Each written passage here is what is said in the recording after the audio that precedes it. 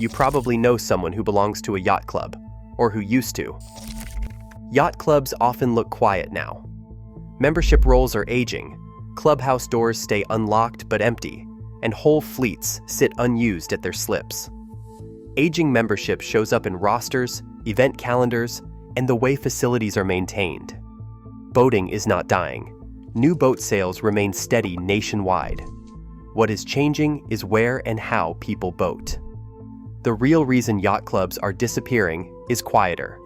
It is embedded deep in how our boating lives and our economic choices have shifted beneath the surface.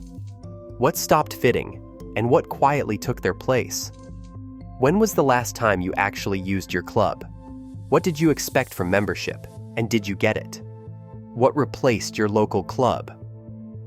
For generations, yacht clubs served as the backbone of local boating. They provided far more than a place to gather. Shared tool racks lined the walls, and they were stocked with equipment most owners could not justify buying alone. When a boat needed rigging repairs or a hull scrub, members signed up for work parties, sometimes posted on a faded clipboard in the clubhouse, sometimes organized by a quick call from the dockmaster. Safety was not left to chance. Clubs set local standards for navigation, enforced man-overboard drills, and paired newcomers with seasoned skippers for every first cruise. Informal mentorship happened on the docks, over an open-engine hatch, or a knot lesson at dusk. Access to the water was collective, not individual. Members pooled resources to maintain docks, haul boats for winter storage, and split the costs of insurance and repairs. Regattas and weekend cruises filled the calendar, but so did the less glamorous work, painting bulkheads, replacing planks, and cleaning out the bilge. The club structure made boating more predictable, less risky, and above all, shared. Entry was not just about paying dues, it was about joining a system where knowledge, labor, and responsibility were distributed across the group. For many, this was the difference between owning a boat and actually being able to use it. Think back to the last time you actually used your club. What did you expect from membership, and did you get it? What replaced your local club?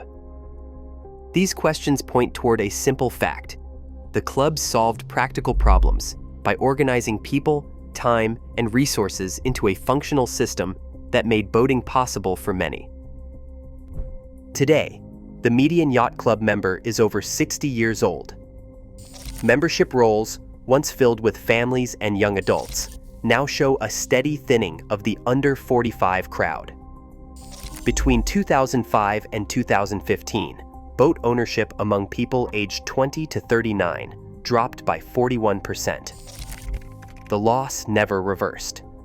The pipeline from youth sailing to adult participation has narrowed, with fewer than half of junior members staying involved as they age.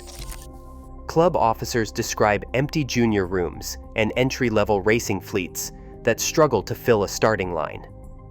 Younger boat owners often start later in life, sometimes not until their 30s or 40s. They tend to buy smaller trailerable boats, and they move more often, following jobs or family changes. The old model of joining a club for decades, building seniority, and volunteering for every regatta no longer matches how people live. Many balk at initiation fees, formal dress codes, and the expectation of unpaid labor, 20 to 50 hours a year, on top of dues. This is not a matter of disinterest in boating.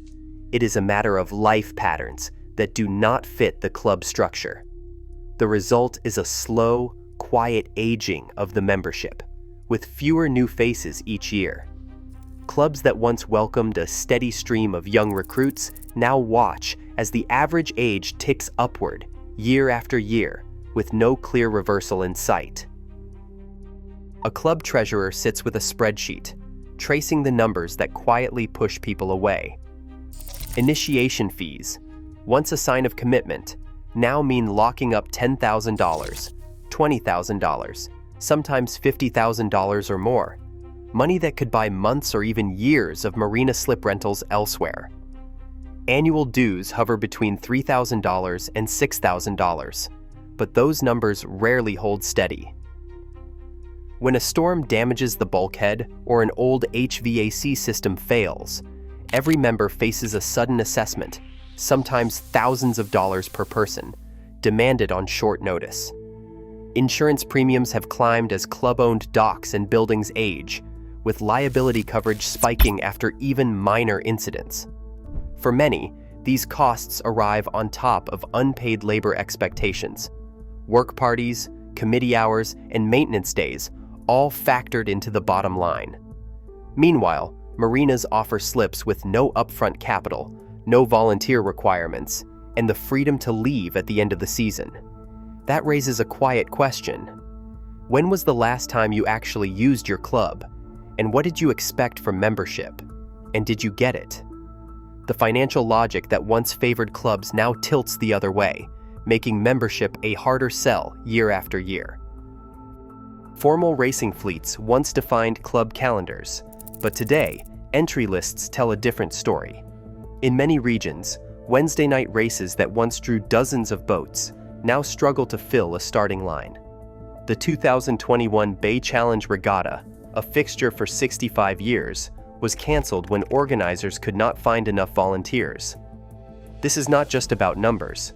It is about how people learn and connect. Where new sailors once found mentors at the dock, they now turn to YouTube tutorials and online forums. Sailing advice, once passed from club veterans over coffee, now comes from digital instructors with hundreds of thousands of subscribers. Cruisers. Forum and SailNet field thousands of new posts each month, offering instant answers to questions that once required club membership. The rise of single-handed cruising and casual outings reflects a shift away from committee meetings and scheduled events. Skills and knowledge still circulate, but the pathways are digital and unanchored. Racing culture, once the gateway to lifelong club identity, fades as new sailors build confidence and community without ever stepping into a clubhouse. It prompts a quiet set of questions many have felt. When was the last time you actually used your club? What did you expect from membership? And what replaced your local club? Private marinas now dominate the shoreline, offering month-to-month slips, 24-hour security, and on-demand haul-outs. Sailing schools fill their rosters with adults seeking certifications, not club membership.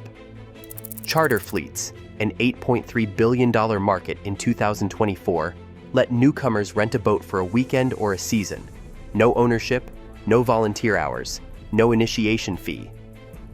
Online groups and dockside neighbor networks provide advice and the occasional borrowed tool, but these connections are fleeting. Each replacement excels at something the old clubs made difficult: immediate access, predictable costs, or pure flexibility. Schools handle training in compressed courses, but students disperse when the certificate is earned. Charters bring new faces onto the water, but few stick around to teach the next group how to splice a line or judge a weather window. Marinas keep boats afloat, but rarely cultivate shared standards or local customs. What is missing is continuity. These services deliver access and convenience, but the slow transfer of seamanship, the shared sense of responsibility, and the community memory are left behind. A city planner reviews a map of the harbor, running numbers in the margin. Every waterfront parcel is measured in revenue per square foot. Private marinas, optimized for turnover, generate steady income from transient slips, fuel sales, and seasonal rentals. Clubs, by contrast, tie up land in long-term agreements with fixed dues and unpredictable assessments. As property values climb, the gap widens. A marina operator can justify higher lease payments and increased taxes, passing costs on to a steady stream of boaters who come and go. Clubs, locked into older tax structures and zoning codes, struggle to keep up. In many cities, redevelopment incentives make it more profitable to replace a club with a commercial marina or mixed-use project. The calculation is straightforward. Whoever delivers more revenue per acre wins. For most planners and developers, the outcome is already decided. Waterfront land must work harder than a club can afford. A family photo album sits unopened on a shelf, its pages filled with snapshots from regattas, launch days, and late summer potlucks. The youngest generation, now scattered across cities, rarely asks about the stories behind the pictures. Rituals that once marked the boating season, spring commissioning, knot tying lessons at the dock, the annual passing of the burgee, fade quietly. The old habit of checking lines for neighbors or sharing weather updates over coffee slips away, replaced by group texts and online forums. Safety rules, once drilled on the water and reinforced by watchful eyes, become a matter of personal interpretation. The slow transfer of seamanship, once woven through everyday club life, unravels thread by thread. Nothing dramatic ends, it just stops being reliably passed on. Today, the skills, trust, and shared norms once woven into club life fade quietly from the waterfront. As marinas and online forums fill the gap, what disappears is not just tradition. It is the invisible scaffolding that made boating safer and less solitary. Some inherit boats, fewer inherit belonging.